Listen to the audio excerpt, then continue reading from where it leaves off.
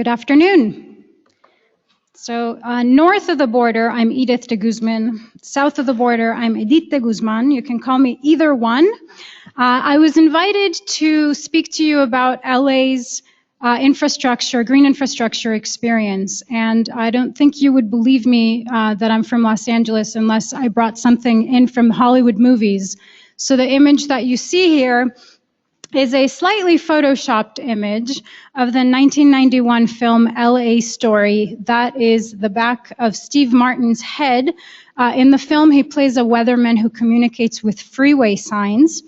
And here, the slight photoshopping that happened is, of course, he did not get messages about the drought in Los Angeles, but if you drive around California today, that is, in fact, the signs that you see up and down California's freeways. Whoops, this is a very fast advancer. So we are after lunch, and I recognize that this is a fairly dark room and that you're all enjoying sitting down after your lunch. I'm going to try to wake up your brains, though, before we do this. And I am going to show you a few what are called rebus puzzles, which are a visual representation of common phrases. I searched for Spanish language rebus puzzles, and they were all pretty much sort of about pop culture and telenovelas, which I know nothing about, and I didn't want to put the wrong kind of inappropriate message up there. So I apologize that these are all kind of colloquial English-speaking ones, but this is the audience interaction part. When you understand, when you kind of get what this is, just shout it out. Red herring, very good. We've got one more practice. Top secret, very good. I think I hear at least a couple of people awake in the audience. Small talk, very good. I hear more people waking up. This is wonderful. Half-hearted, very good. This is to err on the right side, correct. All right, you're going to get a high five from me after I'm done here. And the last one, it's a little tougher. Deep in thought, very good. 2 high fives for you, maybe even a high 10. All right. So let me tell you a bit about TreePeople before I dive into LA's infrastructure, a green infrastructure story. So we are an organization that has been around since 1973. We were founded by Andy Lipkis, who is still our founder and president, doing great work with us today. And we were founded when Andy was 15 years old, and he realized that all of the pollution that was being generated within the LA basin was wafting over to the mountains and killing the forests, and he decided to do something about it. So forestry was really the main sort of bread and butter piece of our work, together with some education. Andy did want to be here today. He sends his regards to you all, and he's very excited that we're having an opportunity to speak across the border here about these very important issues today. Our mission is to inspire, engage, and support the people of Los Angeles to take personal responsibility for the urban environment, making it healthy, safe, fun, and sustainable. And very importantly, we want to share the process as a model for the world, and that means sharing both the successes and the challenges. Our work today is around 3 areas. Certainly forestry and education are a huge part of that. In terms of our forestry work, we do both urban forestry within the city area, parks, schools, and streets. We also have a very robust education program that works to teach and engage with school children throughout Los Angeles, as well as adults who have a green vision for their neighborhoods and would like to do something about it. But increasingly, in the last 20 or so years, we've also added another branch to our tree, shall we say, and that is policy and research. And much of the work that I'm going to be sharing with you today is really in that last of the 3 branches. We have about 7,000 active volunteers at TreePeople. 3,500 members. We are a member-funded organization, and about 26,000 supporters. So we're very fortunate to have a long-standing presence in Los Angeles and to have a very good reputation in that. We have about 50 employees that work at Tree People, and if ever you find yourself in the Los Angeles area, please come visit us. We are located in the Coldwater Canyon Park area of the Santa Monica Mountains National Recreation Area, right in the middle of the city. I should also say that while our work in terms of forestry and education serves the 10 million residents in LA County, the policy and research work really extends well beyond that. So much of the work that we do extends to the regional, state, federal, and even international levels. So Tree People's vision today, in addition to the mission that we have, is comprised of basically 3 elements. As you can see, we're fond of the number 3. We envision a Los Angeles that has a tree canopy cover of 25% or more, so a minimum of 25%. Currently, it's about 21%, which doesn't sound so bad, but it actually, in terms of how it's distributed, it's not distributed in an equitable fashion. So what we're seeking is a 25% equitably distributed canopy cover so that the lowest income areas that are most impacted by environmental injustices can benefit from the environmental services of a tree canopy. We are also seeking to reach a local water supply of at least 50%. In the city of Los Angeles right now, only 11% of our water comes from local areas. And we know that using green infrastructure, we can increase that greatly. And lastly, the last piece of sort of the sustainability formula for Los Angeles that Tree People is working to bring about centers around healthy soil. We don't have a metric for that yet. We're in the process of figuring that out. It's a mushier kind of area to try to get some metrics around, but we know that these are the 3 foundational blocks that together will bring about a climate resilient Los Angeles. We don't have a lot of time to achieve this, and this is really a 10-year vision that we're trying to work toward. So that's where we are looking ahead, but let's take a look at what things look like today. This, when I'm going to talk to you about urban forests, but I don't see anything but urban here. There's not a lot of forest going on, and this, unfortunately, is still the way that much of the lower income areas in Los Angeles look like. And really, this is urban heating infrastructure. We've done a very good job of creating urban heat islands, and certainly you would not be wanting to walk on the sunny side of that street.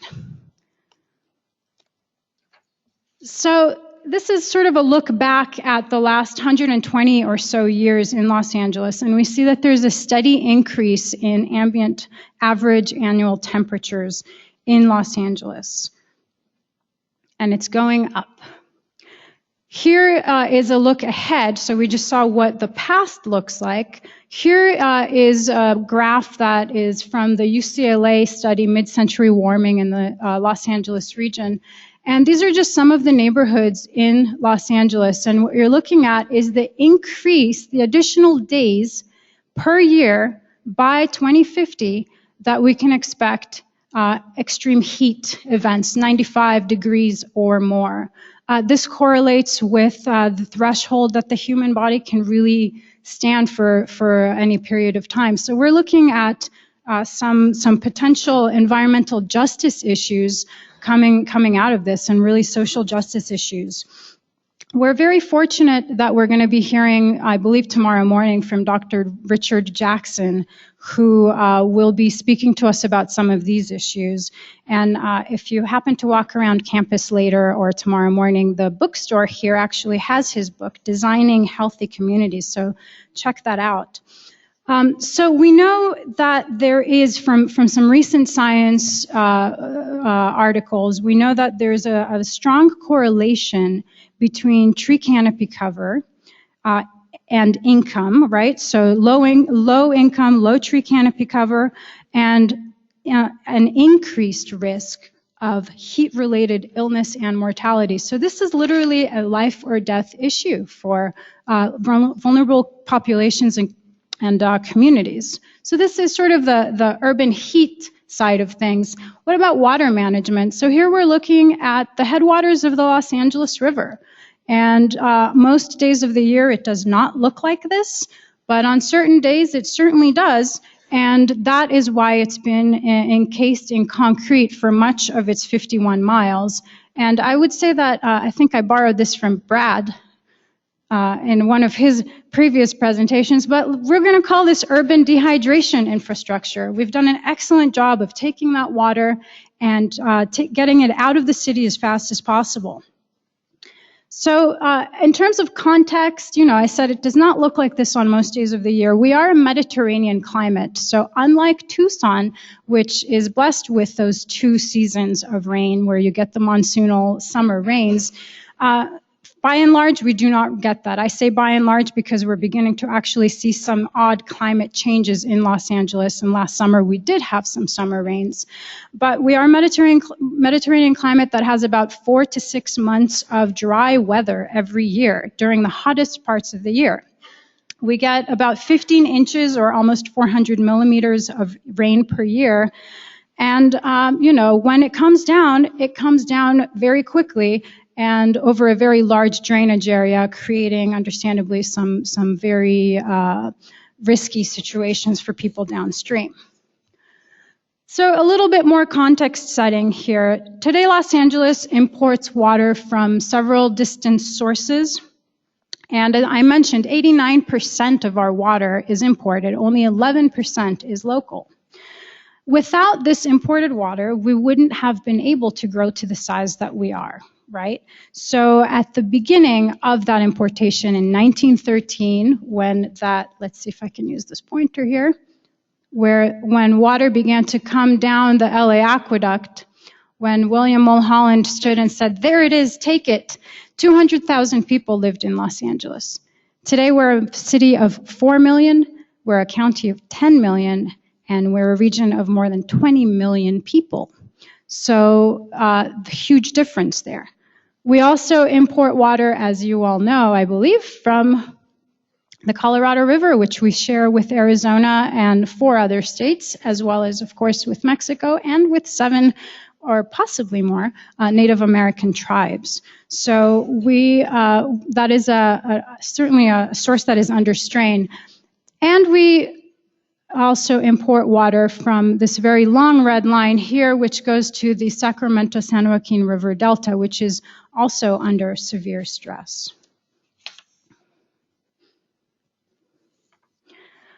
For a variety of reasons, from regulatory to user efficiency to climate change, we're coming up against a new reality. We can no longer rely on importing seemingly limitless volumes of water. What imports we continue to rely on are getting more expensive per unit, not only monetarily, but environmentally as well. And the embedded energy of those imports, as well as their climate change impacts, are becoming a major consideration. I should mention that pumping water from this red line here, from the California Aqueduct up the mountains, just north of Los Angeles, is the single largest user of electricity in the state of California. So this is not an insignificant topic. So I mentioned all these different pressures. And let me just depress you a little bit further. So the drought, all of those reasons that I mentioned in the previous slide, all of those reasons were present before the drought. But now, all of those reasons are exacerbated by the fact that we have a tremendous drought that California is experiencing. So this is an image that shows, from Noah, thank you Noah, in the audience, that shows the difference in the snowpack of California 1 year apart, 2013 and 2014, 1 year exactly to the day. This year, unfortunately, is not much better. So we are continuing to have a very severe drought. Much of the water that comes to Los Angeles from the LA aqueducts, really all of it, comes from this region. This is the eastern Sierra Nevada mountains, and it flows down that way. And this is a historic week. This week, we learned that for the first time since 1913, since that aqueduct began to flow water down to Los Angeles, we are not going to see any water coming from that system. So no water from this area will be flowing down that aqueduct to Los Angeles. So things are changing by the minute. I see somebody who's supportive of that. Yes, however, there are some implications.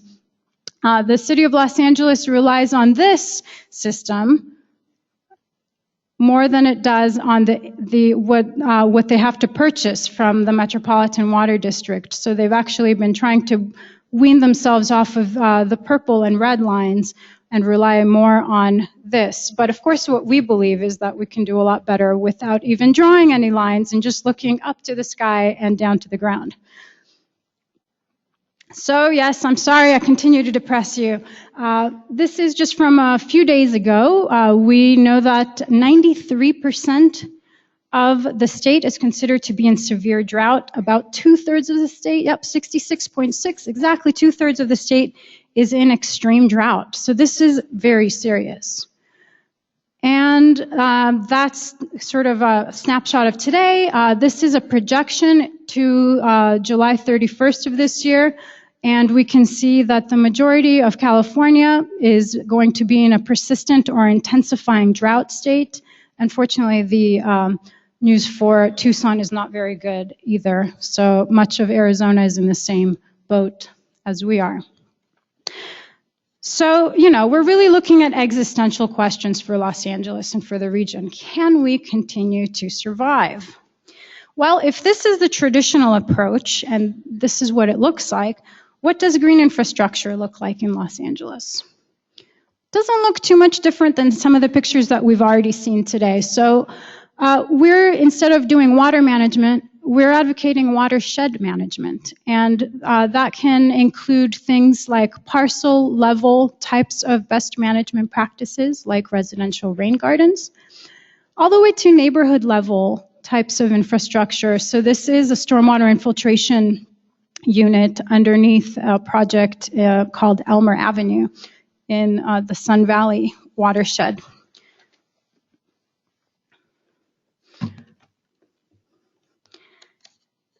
So if this is what our low canopy area looks like, let's see what a climate protective and urban cooling infrastructure might look like.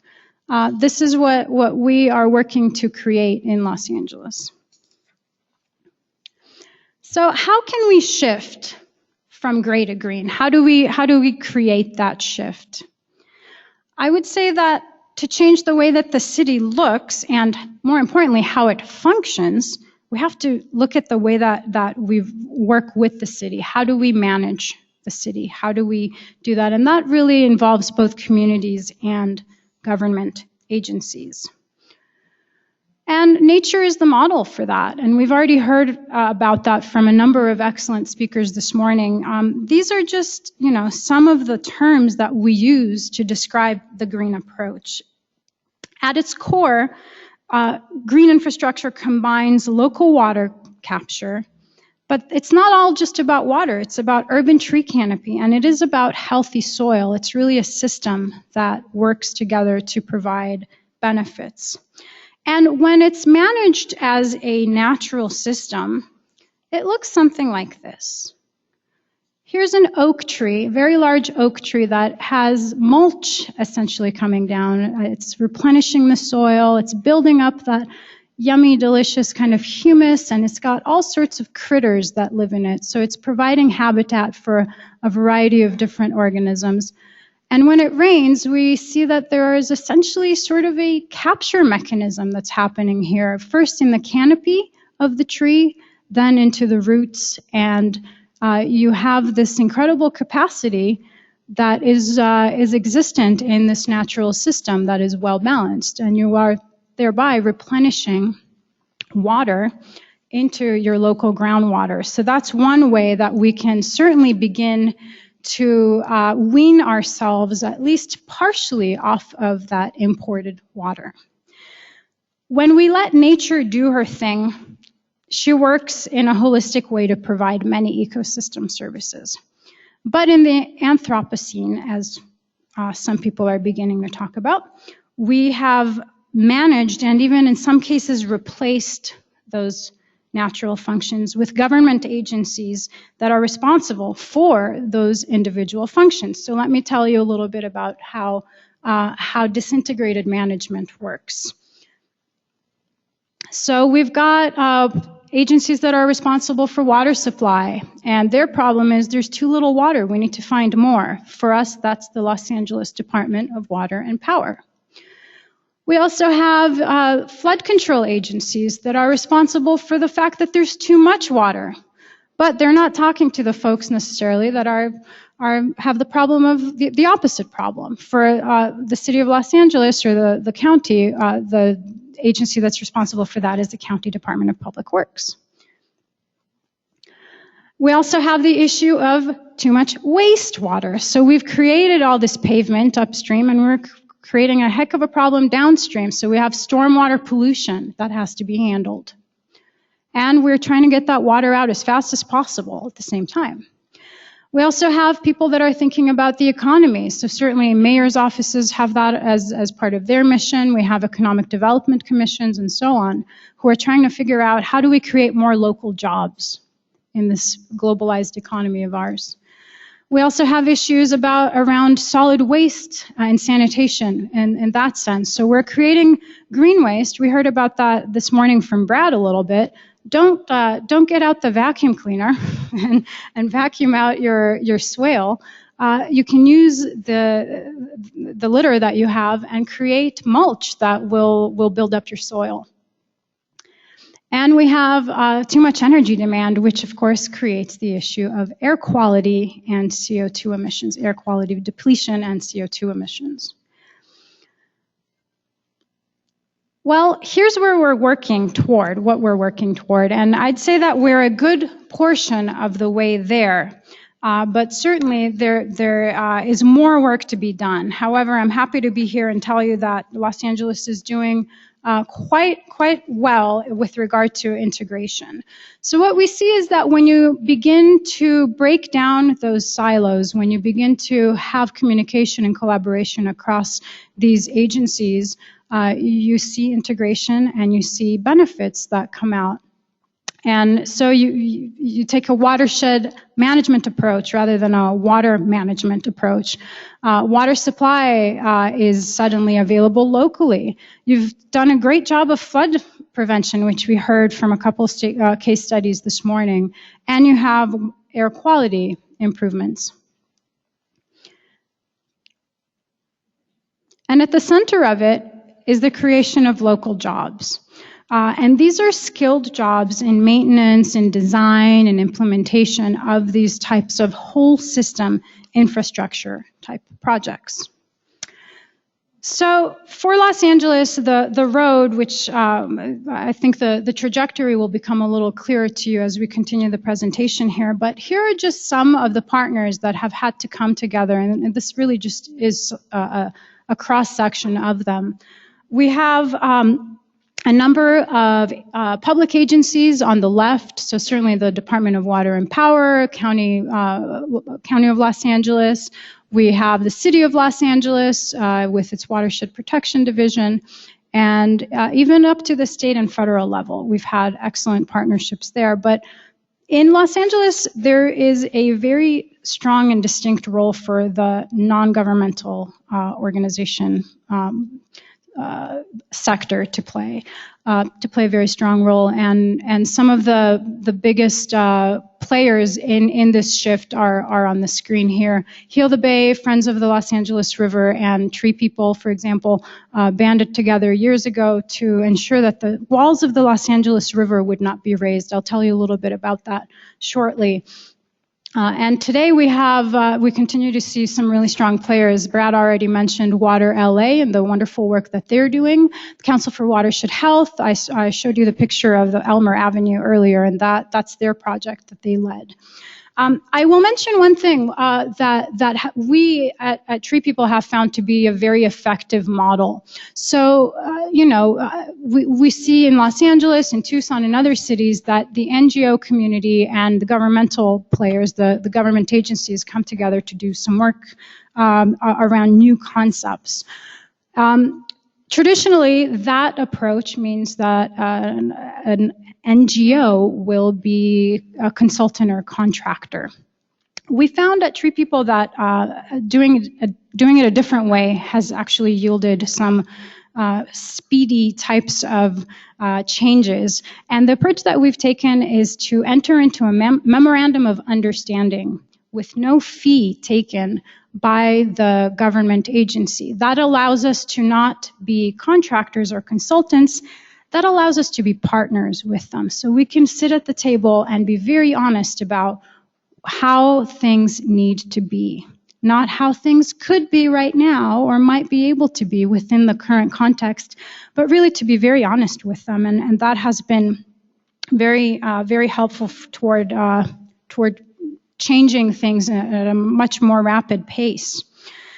Part of the reason why there has been such a reliance, or not reliance, but such a fertile kind of landscape for these types of partnerships is that, I don't know how it is south of the border, but north of the border, we have some serious risk aversion with our agencies. There's liability protection concerns, and nobody really wants to be the first one to try something that hasn't been proven before. So the progress ends up being iterative rather than exponential, which is really what we need in this day and age. So the shift in Los Angeles from gray to green really began in the 1990s.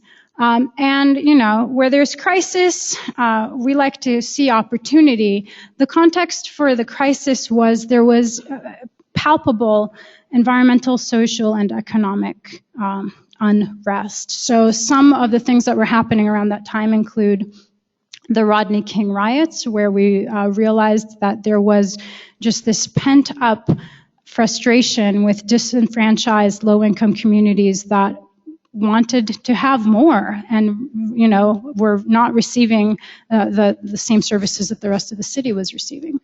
We also saw that, as I mentioned a slide or two back, raising the walls of the Los Angeles River seemed to be the only option. We had more and more development happening upstream, creating a larger flood hazard downstream.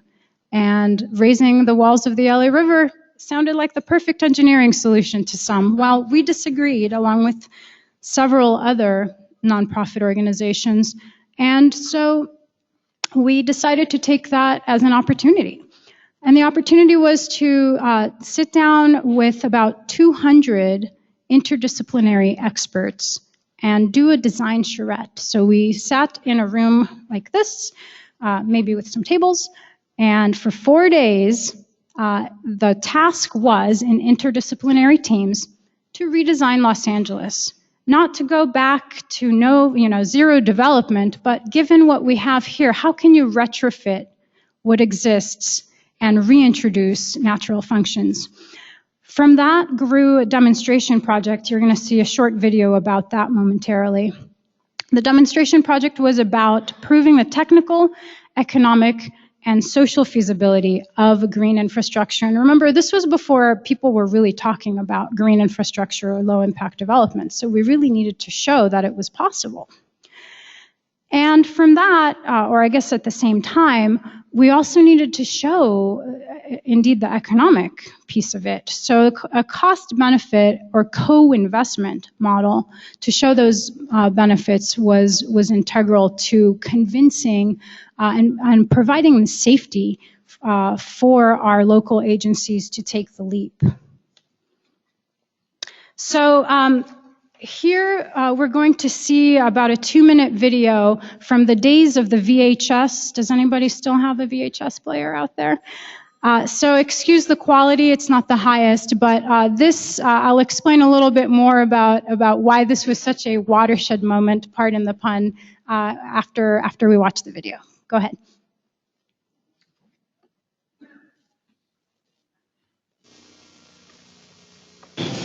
Well, 2 tons of water fell on a Southland house today, but it wasn't an accident. It was a demonstration to show how our own homes can be retrofitted to save water and money. Tia Leak has the story.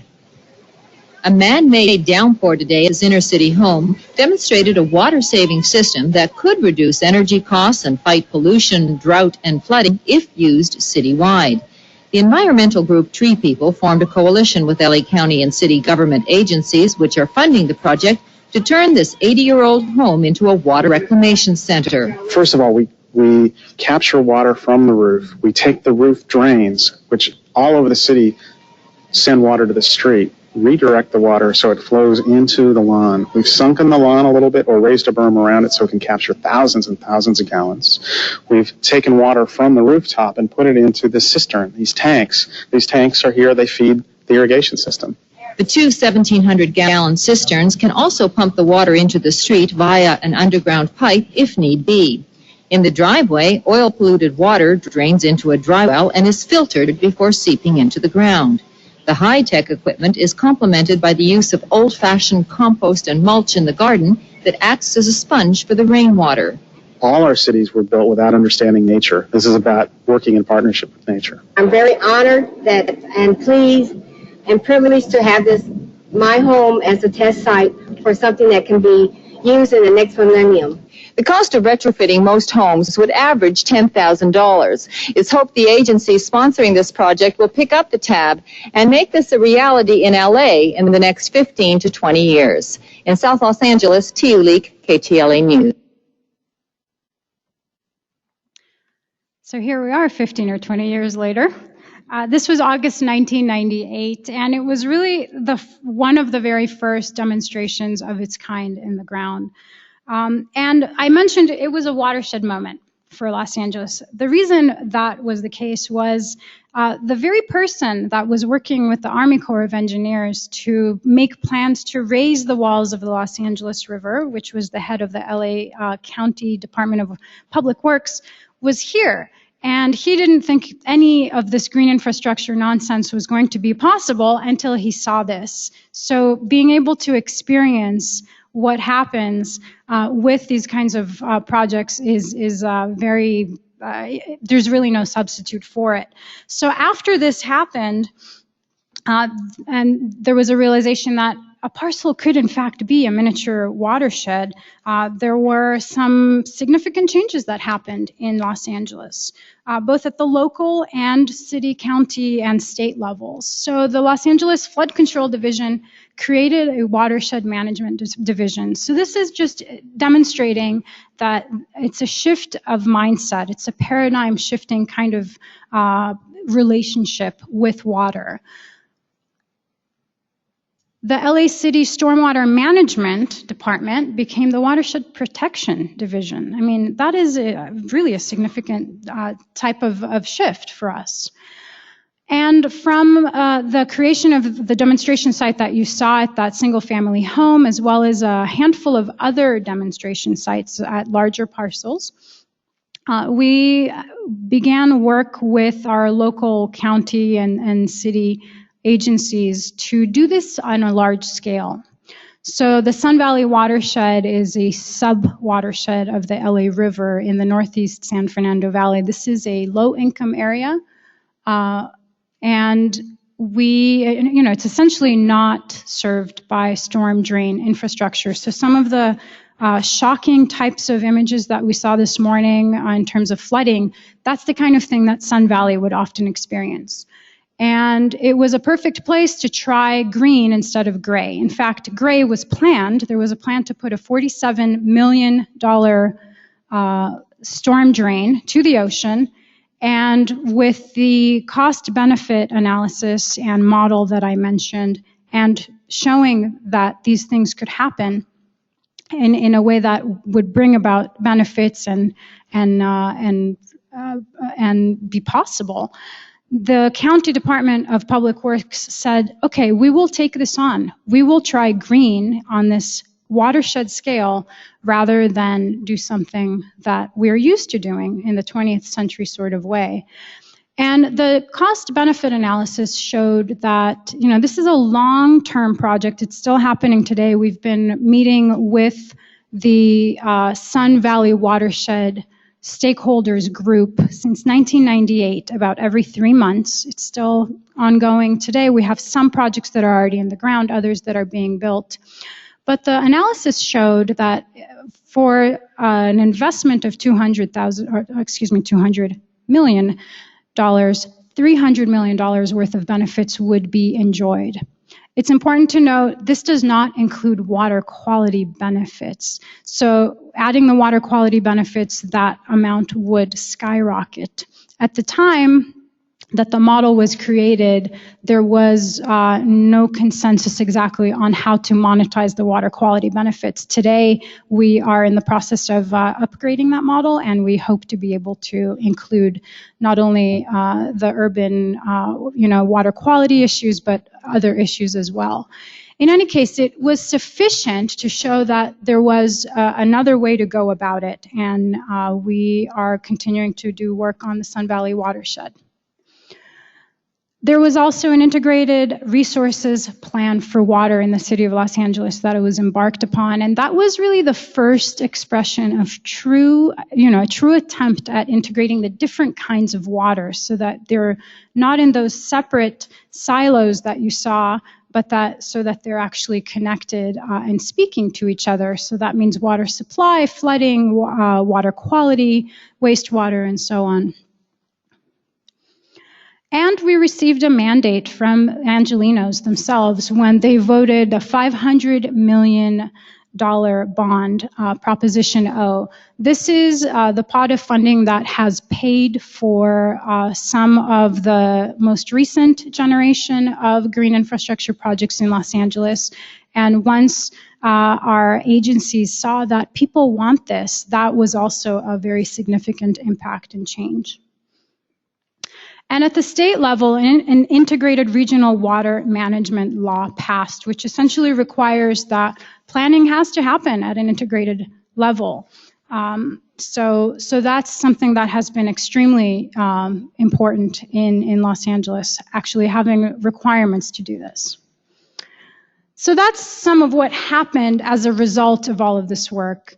But we also have, we're in a new day and age here. So current efforts include a One Water effort. It's called One Water, and it's basically the integrated resources plan that I just talked about. It's a new version of that. So how can we revisit what was true 5 or 10 years ago and update it? We're constantly evolving. You saw in the video, there was lots of turf grass there. There were some practices that were still acceptable at the time, but we are, as Brad mentioned this morning, we're evolving all the time. So it's okay to see that we did things in the best possible way previously, but here we are trying to do things in a little bit of a different way. We also have enhanced water management plans. These are Clean Water Act federal mandates to essentially have storm water quality handled. One of the options with the most recent municipal stormwater permit is for agencies from different jurisdictions to come together and form alliances around the watersheds. It's just an option for them to do this, and many of them have chosen to do this. Those plans are just now being completed. So some of them are starting to be shared, and it's pretty encouraging to see that this is happening far and wide. We also have the first ever stormwater capture master plan for the city of Los Angeles that's happening. Traditionally, the city has looked elsewhere for water and has never really taken a good hard look to see what could local stormwater capture, what % of our water portfolio could be met that way. The plan will be completed this summer. TreePeople is one of the partners at the table on that, and we're very excited that this is moving forward. We have a similar plan that's happening, or a study, I should say, that's happening at the county level. This is an effort it's a federal and county effort. So we have our county flood control district and Department of Water, Public Works rather, as well as the Bureau of Reclamation at the federal level that are working together to study that same question for the entire LA basin. We have seen keen interest in LA River revitalization, in restoring some of that concrete way so that it's actually soft bottom again and can support not only infiltration, but also habitat and recreation.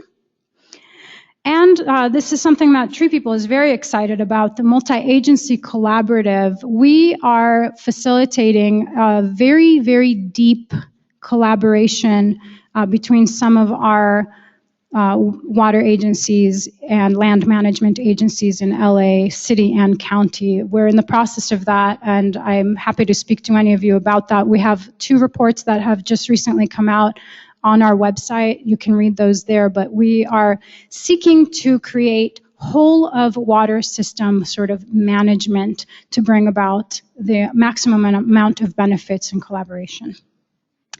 And at the federal level, the Green Infrastructure Collaborative from the White House and EPA was announced last September at the White House, and it's meant as a vehicle for supporting multi-agency collaboration and investments for green infrastructure. I don't know how many of you have heard of this, but it's very significant to see that there is interest at the federal level as well here. The shift continues today, and we continue to have crises today. We have climate change impacts and forecasts. It's not only about the water, it's also about heat. You saw some of those projections. We also have drought, which may or may not be caused by climate change, and we have, possibly very little water left here. We also see that the cost of imported water is continuing to rise. And we have water quality non-compliance issues. So that's a major driver in Los Angeles, the question of whether or not we will be able to meet all of the water quality mandates that are set by the Clean Water Act. But this is an opportunity. I've never seen quite as much public awareness, certainly not in my time doing this. With the drought, people are beginning to understand where their water is coming from. We have some more work left to do on that, but there is a keen interest in this. And there's political will to collaborate. It's not always easy to do, but there is political will to collaborate. And what we are interested in seeing is the opportunity to move past demonstration and just make it status quo. It's time for us to stop piloting things. That doesn't mean that we can't continue to learn from every new project, but we really need to institutionalize the way that we're doing these things. So just to wrap up here, in terms of what we've learned, collaboration is essential, but that doesn't mean that it's easy. It can be difficult to collaborate when different agencies have very different missions that prevent their ability to be fully innovative. So you have to get very creative about how you create protections for those agencies to feel like they can fully invest. Co-investment and integration makes the impossible possible. When you think about the costs that it would take to retrofit a big space like Los Angeles, no one agency could ever do that, nor should they, because you won't have a multi-benefit type of project, which leads me to multi-benefit approaches.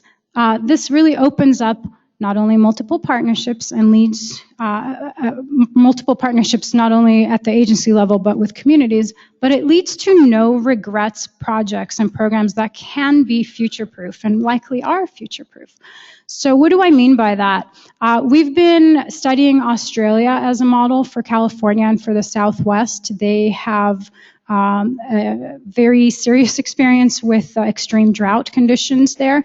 And what we saw there is that same thing that's happening in California, people starting to talk about desalination as the answer. And in our estimation, desalination is really just a single purpose solution. But when you create green infrastructure, you saw the example of what Dunbar Spring has done here in Tucson. You're creating economic development opportunities, recreation, open space habitat, stormwater management, flood control, water quality improvement. One desalination plant or 10 desalination plants cannot do that. So what they saw in Australia, unfortunately, is that they invested billions of dollars on those plants, and then the rain returned. And they're not economically viable to operate unless you're in drought. So those assets are stranded assets at this point, but people have to continue, the ratepayers have to continue to pay for that. So they're using less water, but paying much more for it. Priorities might change, but the co-equal environmental, social, and economic goals do not. And so, the idea of the three-legged stool of sustainability is something that we've heard about for decades now. And honestly, it still provides the best guiding principles. We have to think about things on all of those levels. We have to think about equitable distribution of environmental goods and services. And public engagement is very different than outreach or education. Public engagement means that you are enabling action and you're enabling people to understand and support things in a way that is not just about knowing something, it's about doing something and changing behavior. One approach that we are committed to is community-based social marketing, which I encourage you to get familiar with if you're not already familiar with it, community-based social marketing. It's really about working with the community to understand what the benefits and barriers are to a given behavior and enabling people to partake of that behavior in a way that benefits them. The next phase of integration, maybe if I come back here in 5 years, we'll be talking about how full-time integrated planning, construction, and operations is happening. Right now, that is still a concern. It's still, certainly in terms of maintenance and operations, we have much to go still. Integrated funding for capital projects, again, and maintenance and operations, very important. Regulatory timelines perhaps will be aligned and authority shared across different agencies. We still have some work to do around that. Partners and hosts will have liability protection to actually try things and not feel like they're sticking their necks out trying something that hasn't been proven. And federal, state, local programs will all be integrated. So I'm happy to see that certainly we are demonstrating that here today by having conversations with agencies and players and actors across many different states, many different cities, and I thank you very much for your time.